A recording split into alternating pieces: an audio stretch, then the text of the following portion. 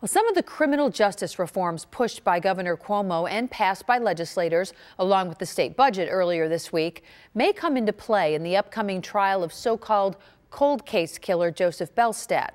As our Dave McKinley tells us, one of those reforms was front and center during a pre-trial hearing held today in Niagara County Court. The elimination of cash bail was what garnered most of the headlines regarding those reforms, but there wasn't much reported about another one, and that was an overhaul of the discovery laws, which were the focus of many of the arguments waged here today.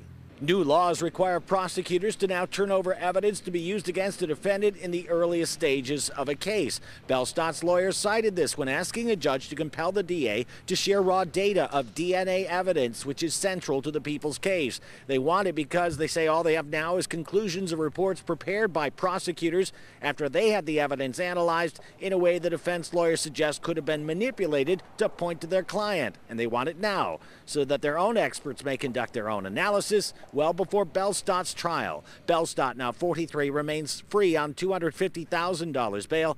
He was charged last April in connection with the murder of a high school acquaintance, 17-year-old Mandy Steingasser, in 1993 when both attended school in North Tonawanda. Several months after she disappeared, her body was found at Bond Lake Park.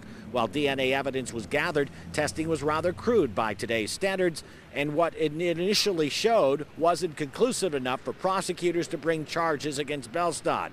But after reopening the case in 2017 and having those tests conducted by more modern means, he was charged last April.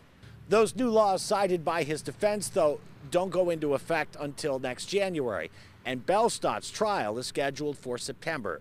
The judge promised a decision on all this within the next 2 weeks. At Niagara County Court in Lockport, Dave McKinley, Channel 2 News.